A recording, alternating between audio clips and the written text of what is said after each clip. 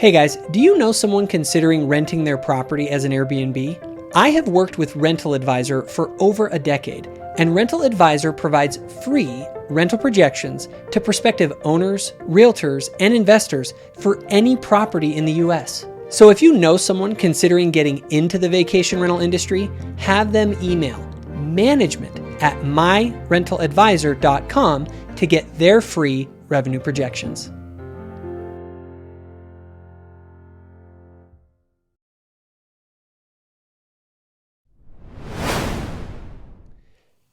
So several years ago, I got to know a gay Latter-day Saint named Tember Harward.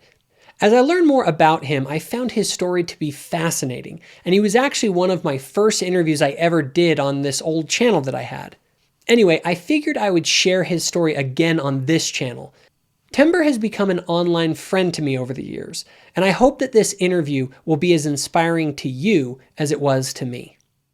Hello, everybody, and welcome to our live stream tonight. I am here with Tember Harward. Tember, thanks for coming on. I'm grateful to be here. Cool. So Tember is someone I've interacted with online with for, I don't know, probably the last year or two, I'd guess. We've kind of been like a year and a half, something like that. Different groups and things. And Tember is same-sex attracted, and he is in a mixed orientation marriage.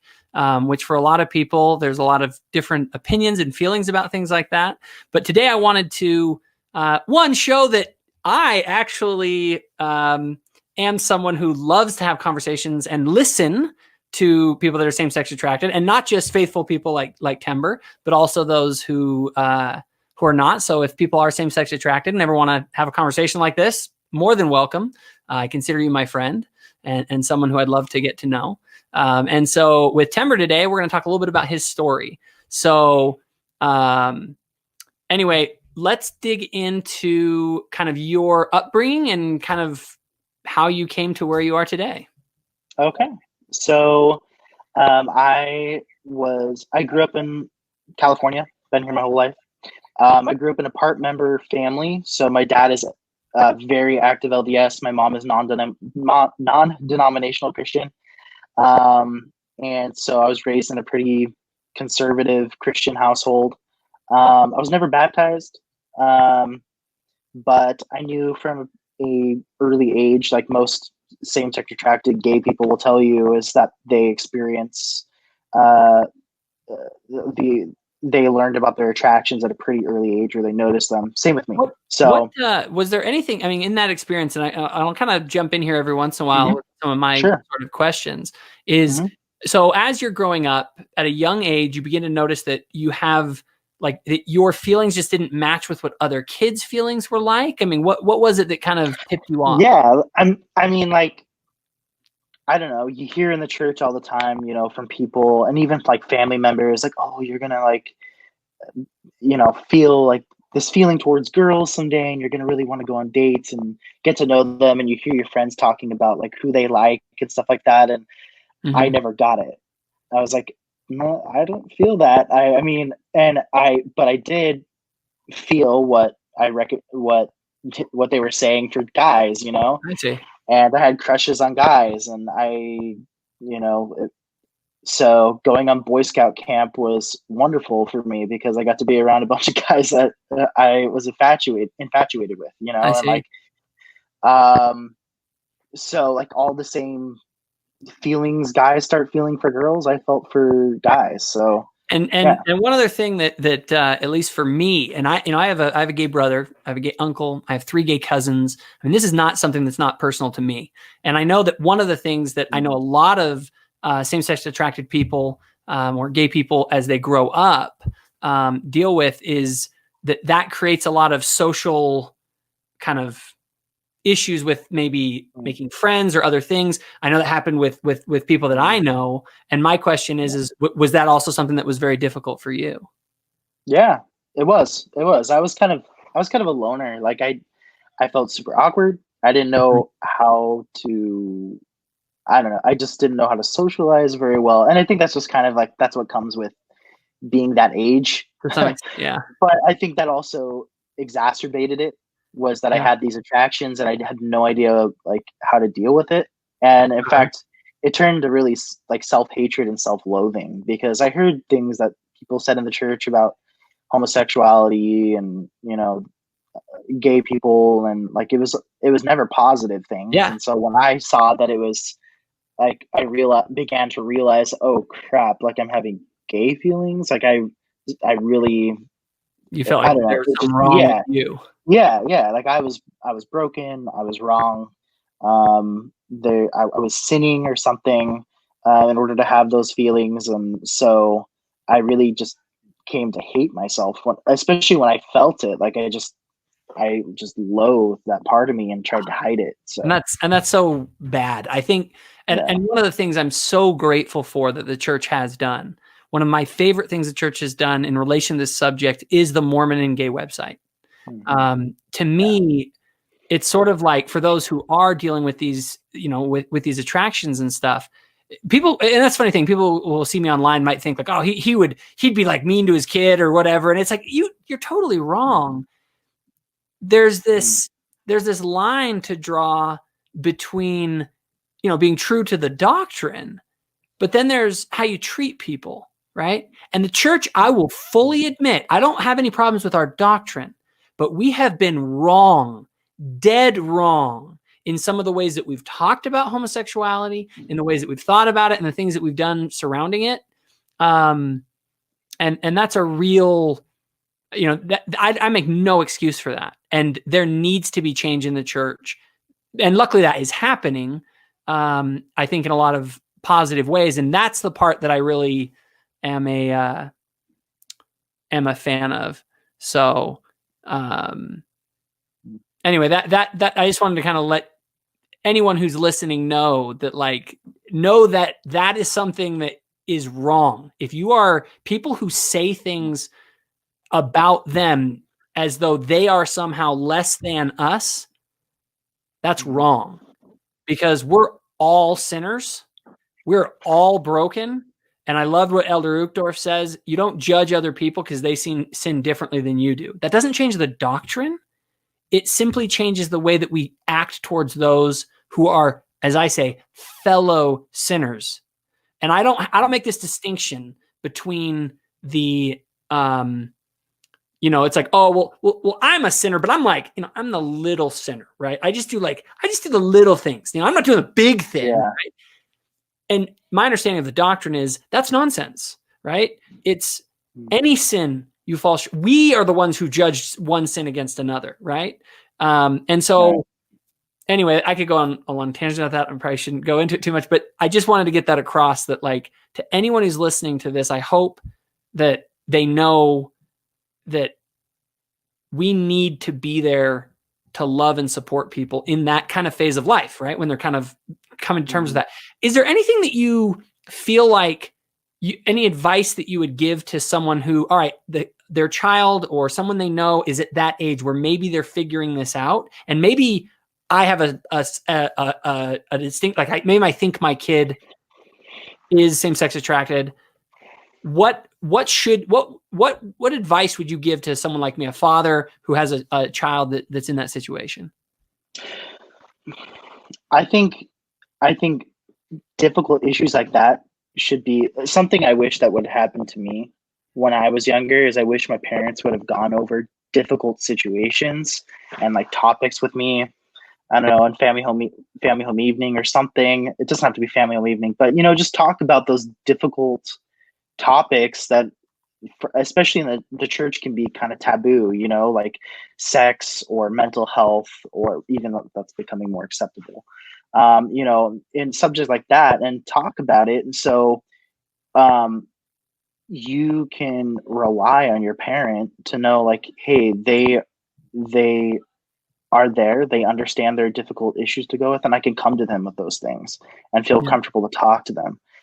I mean, I did feel comfortable talking to my parents to an extent, but I didn't really think they understood, like, that that this kind of situation, like same-sex attraction, could exist, or like, I don't know, it was just hard to approach them because we didn't really talk about difficult topics like that very often. Yeah, and I feel like with I feel like one of the things that motivates me to really get into church doctrine is because I want to be able to have the answers for my kids. I think some parents avoid these topics because they themselves don't know how to reconcile them.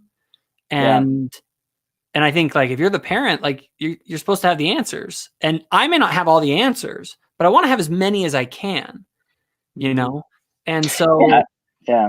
And if they're not going to talk to you as the parent, they're going to find those answers somewhere else. And typically the somewhere else isn't a good resource. So absolutely, it's better for you as a parent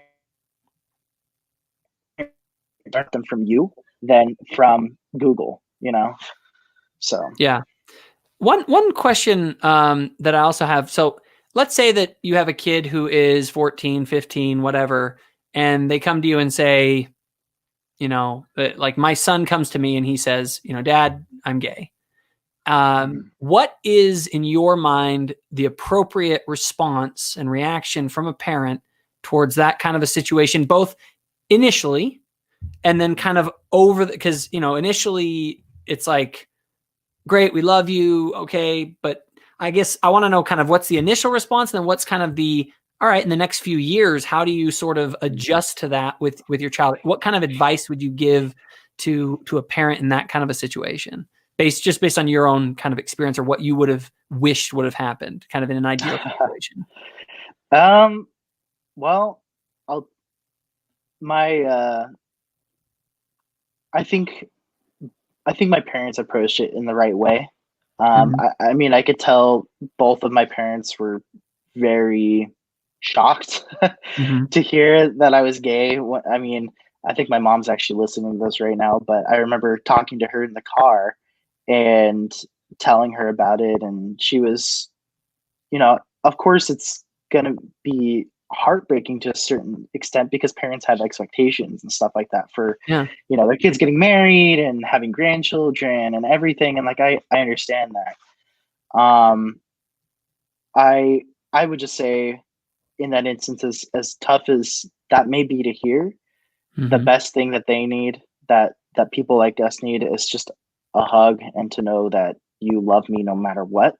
It doesn't mean you support all my decisions, but at least we can know that you love me and you're willing to support me and help me through this journey, because it's not going to be easy. Yeah, I know. I agree. And one thing that I think is hard, or at least a message that's out there, is like you said, you can love me, but you don't have to accept all these things, you know, or all, like for some people that distinction doesn't exist. Yeah. They say it's sort of like, or at least, and maybe with a young teenager and maybe that's what a parent needs to do, is to help their teenager understand that there is the ability to say, hey, you are struggling with something. I don't have to accept that, like that we could embrace this as perfectly moral and fine, but I still love you, and that doesn't change. And I understand that's a tough situation, right? But the world around us, the cultural influence is like, no. Love or hate the sin, love the sinner. Not possible, not happening. And if anyone says that, they're a manipulative, gaslighting bigot. And that is, in my opinion, like, especially like with me and the people that I know, it's like, I don't want people telling them that. Like, they're telling them that it's an ultimatum. It's like, to my family members, it's like, no, if your brother doesn't give up his faith, then it's either his faith or it's you. And that's a crappy place to be. Just a moment.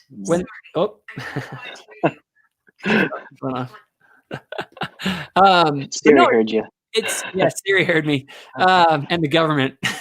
Oh, geez. So, but that is a situation that, you know, I feel like again, giving kind of my perspective on it, my take on that angle is that I don't like that ultimatum. It hurts. And it puts us in a bad place. And I want it to be where it's possible to say, hey, look, we don't have to agree on everything, but like, I'm there for you always. And like, you can count on me. So I don't know. Do you have any other thoughts on that sort of? Yeah. I mean, exactly. I mean, I know my mom, it's not like my mom kicked me out when I came to her and I told her that, you know, she still let me live there. I mean, she had her rules, of course, to live Mhm. by. I mean, she wouldn't accept if I was like bringing boyfriends over and sleeping in Yeah. sleeping with in her house. Um, but she still, I mean, she still supported me, even though I was going through that experience. And it was, I ended up breaking the rules and getting kicked out eventually, but it wasn't because of my same-sex attraction. It was because I was doing other crap. Yeah. That's a whole other story. Oh, hey, there's believe me, you don't have to have same-sex attraction to get kicked out of your house. Yeah. Especially as a teenager who's being dumb. So anyway, all right. Yeah. So you're a teenager, you come out to your parents. Now what kind of is you had kind of told me in our kind of pre-conversation that you basically eventually embraced a gay lifestyle, kind of a typical thing, which, in a place like California, I'm sure is socially probably fairly normal. Yeah. It was, I mean, it was, I don't know. I think there was still a little bit of like awkwardness with like my friends and stuff that I mean, they embraced it pretty quickly. And yeah, so I just attempted living on my own at 18 and being in various relationships. And and that was my life for the next few years. So. Wow. And now this is the part that, so far this is a pretty typical story, okay, that a lot of people kind of have, and then it just kind of goes off that way. But yours takes a really different turn, okay, because you're not a member of the church. You are living an openly, gay lifestyle. And then what happens? So when I was 21, I had already kind of started looking for, well, mind you, before this, I had completely rejected Christianity. I hated Christians, and I especially hated Mormons. Like, wanted nothing to do with it. And so I was looking at different types of spirituality that would be inclusive of my gay lifestyle. And so I was looking at different religions. And sorry if you hear like my family in the background. No, you're fine. Here, but we both probably have kids that are like going to bed and stuff. Yeah. So I guess I was at a place where I was looking for more meaning in my life, more purpose. Definitely was not looking at any Christian religion, like I said, but my brother joined the church, and he was like my party buddy. Like, we did everything together. We partied together, we hung out together all the time. Like, we were super close. And so seeing him join the church was depressing to me because like he was the first person I came out to. And why did he join the church? I'm not, I've never asked him like what that turning point for him was, honestly. I should probably ask him that, but I know anyway, he ended up joining the church like about a year before I did. And he got his mission call, and I remember being on the phone when he read his mission call, and I just did to support him. I didn't really care. But once he joined the church, he actively tried to to get me back, or at least to get me to that point where I could get baptized. And so he brought it up in conversations, and since we were super close, I mean, it was just super natural. I mean, I didn't want anything to do with it, and I told him that, but he kept trying, and so he gave me and from your brother's perspective, like, if you have a brother who's gay and living a gay lifestyle, to go to them and be like, hey, give all this up and join the church. And you're not, I mean, this isn't even like a member who left that's coming back. This is someone who's never been a member. Like, that's incredible. Like, you have that whole thing where it's like, you think some people like, oh, this person will never be a member of the church. Like, I think you'd probably be at the top of that list, but he did it anyway. Oh, yeah. Yeah. So, yeah, Yeah, I was the guy who like yelled obscenities at the missionaries when I passed them. Like that's how ridiculously hateful I was And then towards how many Mormons. years So like, later were you a missionary? like 2 years Wow. later. Trevor, Yeah, this is an yeah, incredible story. I'm really yeah. enjoying this. So yeah, it was just one moment where I was just feeling empty in my life, and I didn't know where to turn, and so I decided to crack open the Book of Mormon, even though I swore I wouldn't. And I read it, and I felt the Spirit strongly testify to me that I needed to follow Jesus Christ, and He was my Savior, and I needed Him in my life. And even though it was the Book of Mormon I read, I didn't like really point. I wasn't a member of the church, the LDS church, but eventually I realized that's the direction I needed to go. So yeah, I realized I needed to give up everything in order to follow Him, and it wasn't easy because I was in at that time I was in my longest running relationship, and I really loved my boyfriend at the time, um, and I decided I needed to talk to him and break it off, and that's what I did. And it was that was the hardest thing that I did in my life at that point, and yeah, it tore me up, but I realized in order for me to feel happy and that I like truly happy and have purpose in my life and like a direction of where I'm going, I needed to do that. It seems like it kind of seems like what was really hitting you was a hunger for meaning. Yeah. And it's funny that you mentioned that, because if there's anything I feel like we miss right now in society, it's that. Like, I think we have a lot of surface level happiness, but people want purpose, right? There's a deeper thirst. You know, Christ said that He was the water of life. And it's just, I don't know. I really find it interesting. The words that you used there it was that hunger for meaning.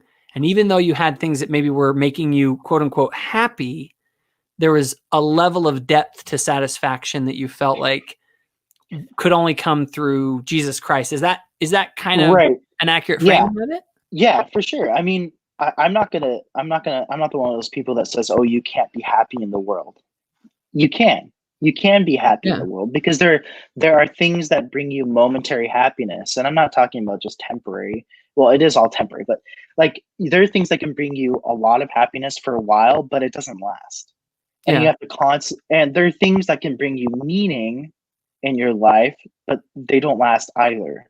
Eventually those things run out, and you have to keep replenishing that meaning, I guess, and that happiness.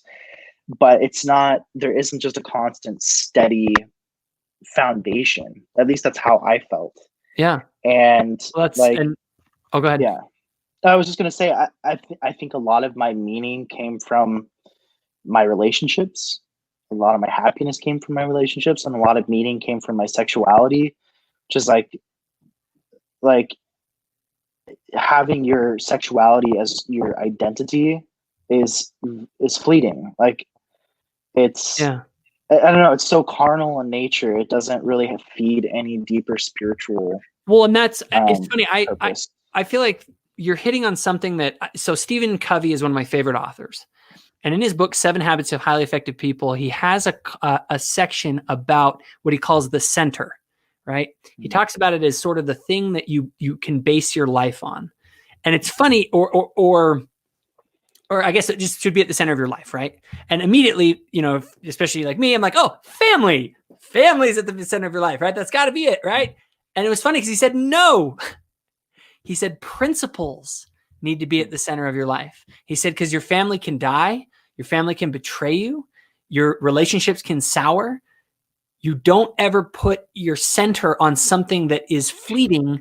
You put it on principles, because principles, truth, deep, profound truths about the nature of being and reality itself they're the rock that Jesus talks about, right? Exactly. And so, and that is, I don't know, I just found all this, it's very interesting that was the connection that you made, in the sense that you felt that need for a rock, for something to put your feet on. And Jesus Christ, as he has you know, his kind of thing is that he's the living waters that kind of never run out. Right. Yeah.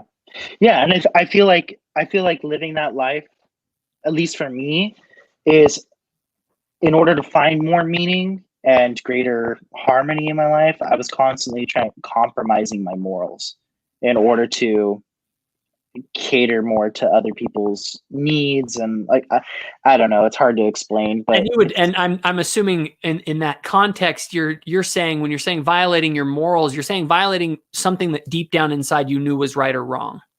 Yeah, Something because in my Christian upbringing, like I had morals.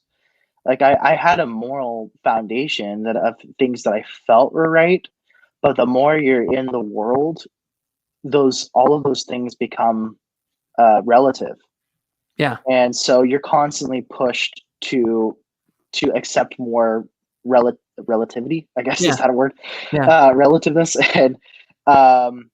And so I guess that's another reason I didn't feel like I had a firm foundation in my life, because I didn't. Everything was relative. Yes.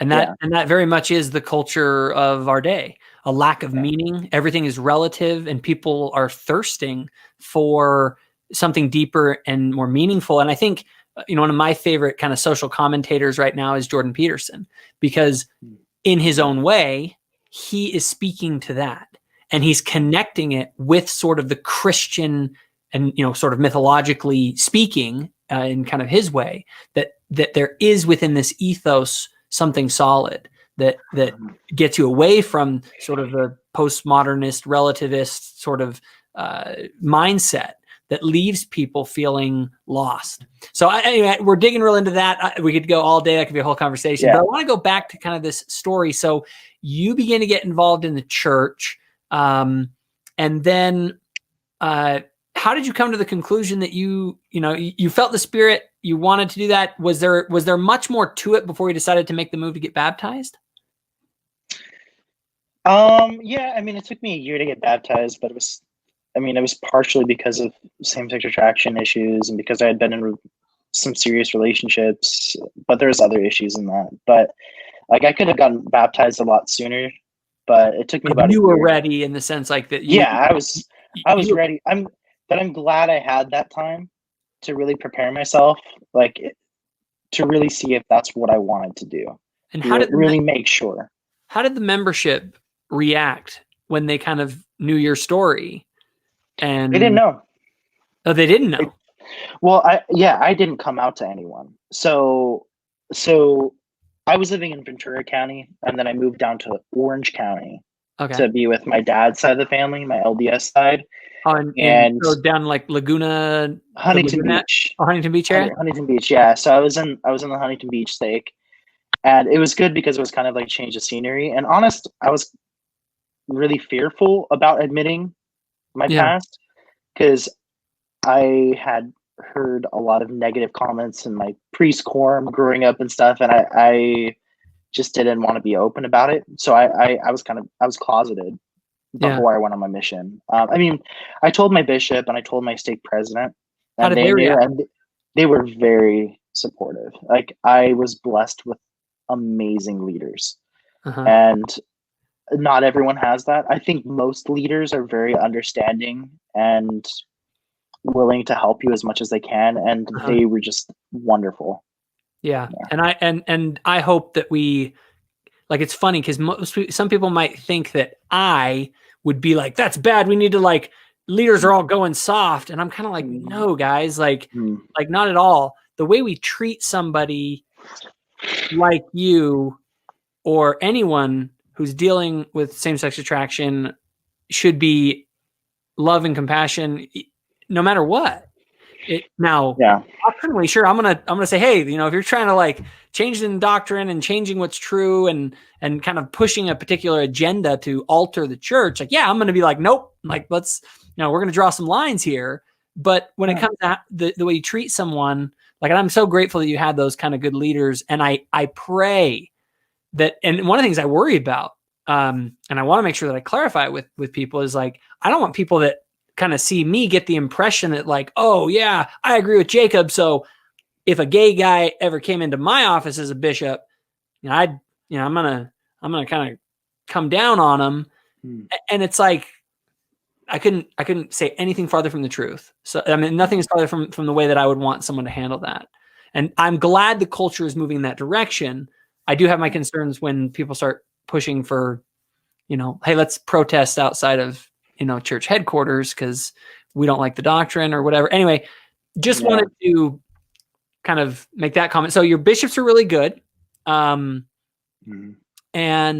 now you are in the ward, and now you're deciding to go on a mission at a later age. How old were you at that point? I went on my mission at 23. Wow. So you've been so you even go on the mission. What prompted you to actually decide to serve a mission? I don't know. I had seen the amazing. I mean, just like any convert could probably tell you, I saw how much the Lord had done such a huge thing in my life, and I wanted to share that. Like I remember my baptism date like it was yesterday, and how much joy I felt in that moment. It was just so overwhelming, and it just continued to grow and just increase as I was in the church. I mean, I still had my challenges, of course, like anyone else, but I really truly felt the atonement in my life, and I wanted others to feel that as well. And I knew if someone like me could join the church, like anyone could, anyone. And that's that was my ultimate goal. I mean, I wanted to find the tatted up people that were rough around the edges, who absolutely despised Christianity and religion, and I wanted to find those people and tell them that the Lord loves them, and we need them in their talents here in the church.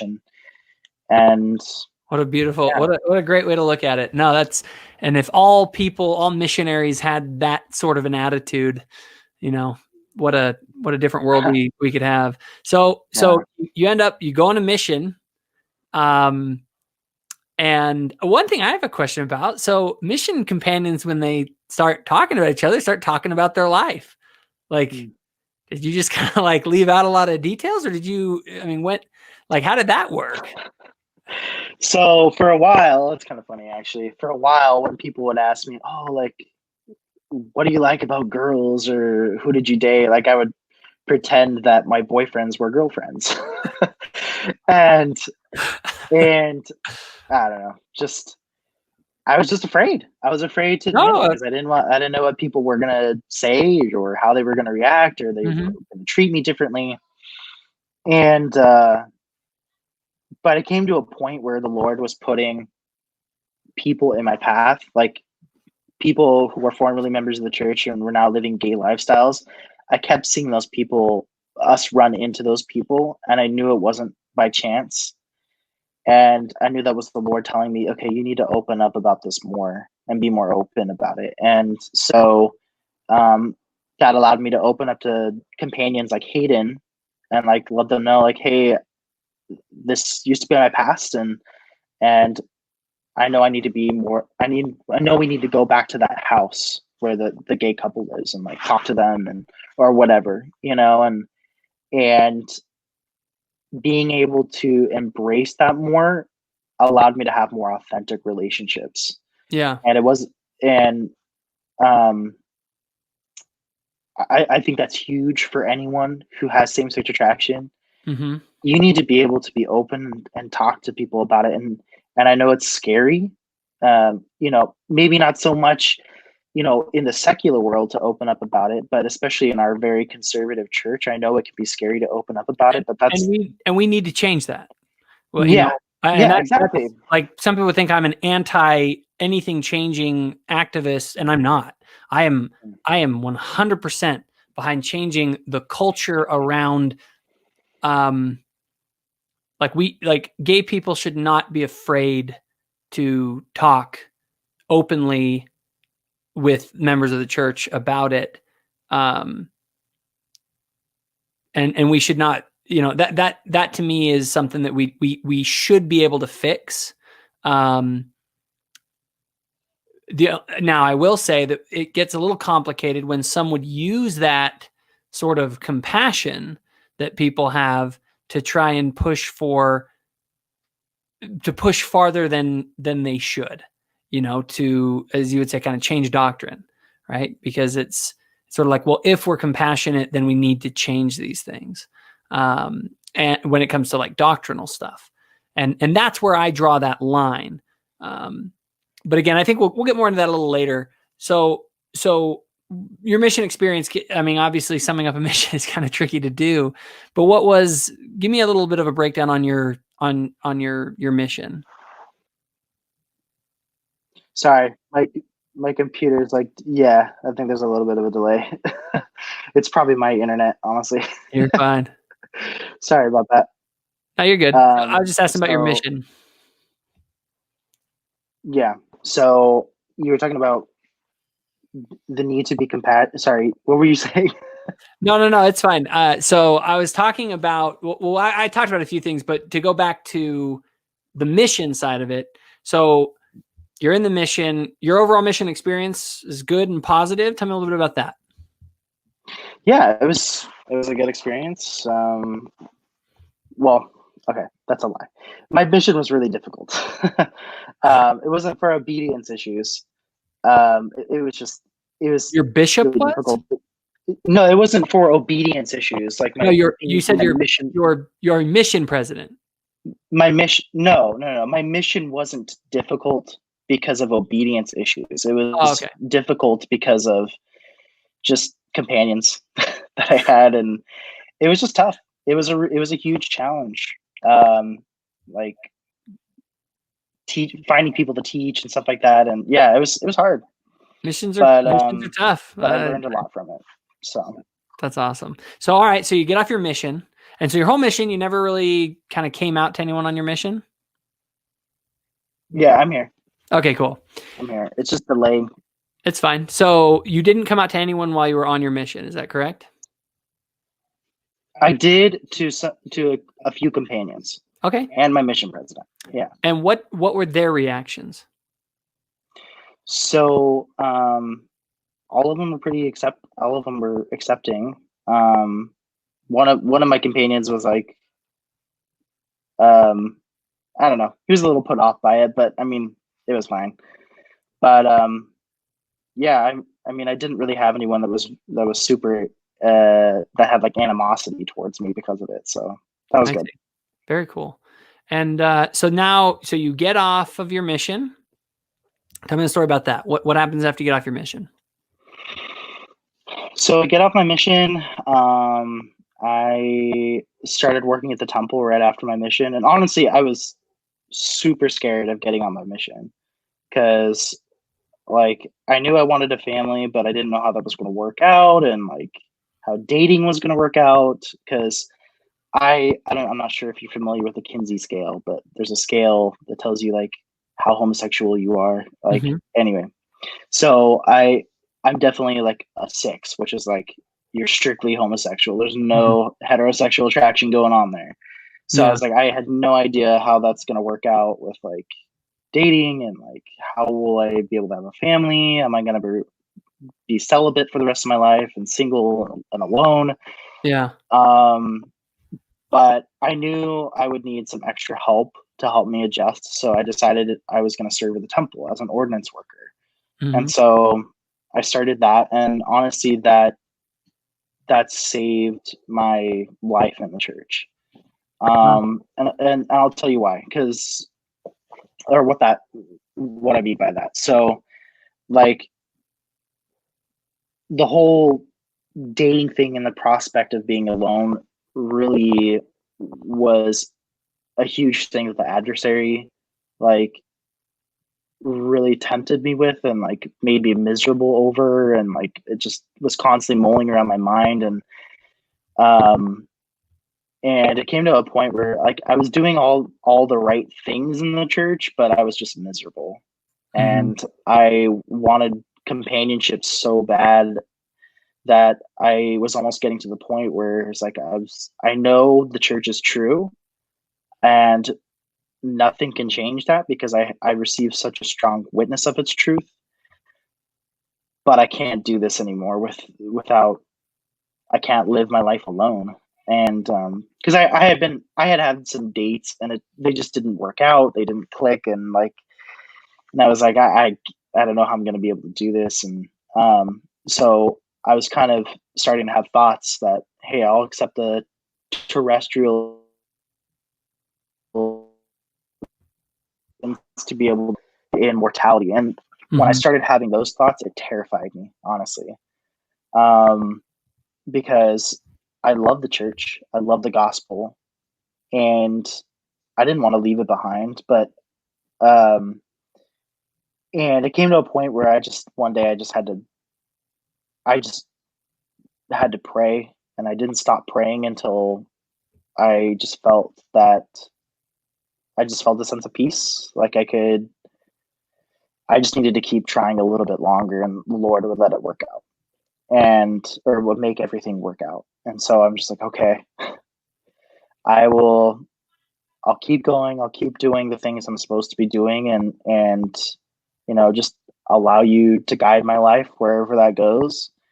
And at that point, I kind of had given up dating girls because I'm like, it's just not going to work out. Mm-hmm. And it was not soon after that. It was soon after that that my wife showed up at church. So, and I noticed her, and yeah. Well, and let's, before we go into kind of you and your wife and how that all played out, that, I think what you're describing, I think, is probably the dilemma that, in my mind, and I don't know, but I would guess is probably the number one thing that a gay person in their 20s who wants to be faithful to the church just doesn't feel like they can do it. And and you may disagree with this. I'm over here going I don't fault anyone who kind of goes that route where they say, look, this is the best I can do. Right. And I don't, I have a very broad theology, which I'm not going to go into necessarily, about people that just, if you do your best, to me, it's good enough. But we all, our best, that's between you and God. You know what I mean? I know for a fact my best, I feel like I've been given 5 talents, right? As a parable of talents goes. So my best is going to be different than someone else's best that hasn't been given all the things that I've been given, and that has, and I don't say that God gave me all those necessarily, but I think that we live in a world that it's unjust, meaning it's just kind of randomly distributed who gets cancer and who doesn't. You know what I mean? Or who gets, who deals with same-sex attraction and who doesn't. And in my kind of mind, it's about, well, what do you do with it? And that's between them and the Lord. But what I do know that we shouldn't do is ever turn our back on him and ever say and justify ourselves and say, no, I'm this thing that he has said is not right is right. Because that's different. That's you saying that, that's a different change in it. And so, I've had people that I know that are gay, that are getting older. Okay. And one of the things that a lot of people, I guess, don't talk about is sort of what happens later in life. Kind of that loneliness that people feel when they kind of get out of the younger gay lifestyle and they move into kind of the later stages of life in a gay lifestyle, that it can be a lot more challenging because the lifestyle does change. And most people, gain enormous satisfaction later in their life because they have a family, children and all of that. And so, it is such a hard thing that I have so little, how could I judge someone and condemn them on a personal level when I have no idea or even close to an idea of what that kind of a struggle is like? But I also can't justify it. And when I look at somebody like you, I say, look, Tember's been able to do something. I'm not necessarily saying, in my mind, that's the route that everyone needs to take. Yeah, not everyone needs to be married heterosexually. Yeah, and that's a question I guess I might have for you is, do you, in your mind, is it like everyone should do what I'm doing? No. Or well, and then so explain a little bit about that. What are your feelings about, what advice do you give to someone who is gay, and maybe a same person who is in the position that you were, when you were struggling after your mission? Like, what do you say to a person like that? As far as what they might ask, like, well, what should I do? That's a tough question, I feel like. There's a lot to cover with that question. I'll try to keep this succinct. So the first major thing I would say is if you still feel burdened, and if you still feel like your same-sex attraction is a burden, and it's like Paul talks about, this thorn in your flesh that's constantly like just holding you back, and you need to be able to accept your same-sex attraction for what it is and stop seeing it as a thorn and as an experience, more as this is going to be a mortal experience you have, and realize that the Lord can turn that experience into something beautiful. The Lord can use these challenging experiences to make us stronger and develop talents to use for his name's glory. Well, you've already friggin' done that. And I mean, even if you hadn't gone the route that you've gone, just the parts of your story of your faith and dedication can be so inspirational, right? The greatest stories that people have are when they face the greatest adversities, right? And so, yeah, I mean, I can see what you're saying, basically, that, I immediately can see where a person who's doing this can become an emblem of faith at different levels. You know what I mean? Yeah, well, not only that, but so it's my personal belief that every, I hate using this word because people always spin it in a negative way. Every weakness people have can become a strength. And by weakness, I'm not saying it's something bad, because same-sex attraction isn't bad. It just is what it is. It's not good or evil. But it is, to me personally, it's a weakness, but God uses weakness to become something greater. Yeah. And so I believe it's something that he has intended us to have. In fact, I believe what Ether 12:27 says is that God gives unto men weakness, that if they, I'm paraphrasing, I don't know exactly, but if they humble themselves before him, that he'll make weak things become strong unto them, right? So I believe it's a blessing. It's a gift and a blessing that he's given to those of us who experience it, for us to develop in the way that we need to become eternal beings someday. Every person has their weaknesses, but weaknesses aren't bad things. It's how you use them. And God is intending those things to really be the nourishment that you need to become the disciple and son of God you need to be. So anyway. No, that's great. And have you found that like that kind of a message, right? Kind of a faithful message that doesn't necessarily give someone an ultimatum, but in a way sort of gives them guidance on ways to kind of frame the whole situation. Do you find that there are good groups out there where people that maybe are in that situation that you were in, where they can find that kind of an environment where these sorts of things like you're talking about are being said? Yeah, for sure. I mean, the biggest one right now is North Star. Probably a lot of people are familiar with that. If you're not, go to northstarlds.org. Unfortunately, they're really just online groups that you can, but I mean, that's a great start to really talk to people who are trying to live a faithful life. That's why I joined. That's why I'm part of a network called LDS Beacon. and we're trying to create more like face-to-face support for people in local areas where you can meet with people face-to-face and have that support. Yeah, so those are really the main resources at this point. I mean, to be frank, the church's resources are kind of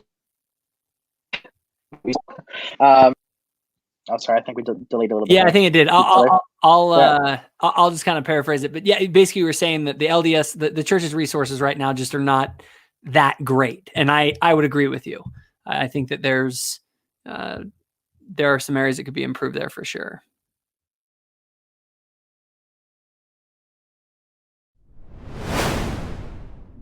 So do you enjoy the content here on Thoughtful Faith?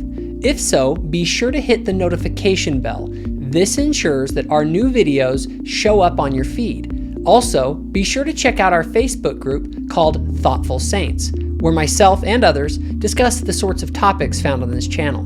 And lastly, if you think other people would benefit from this video, please be sure to share it.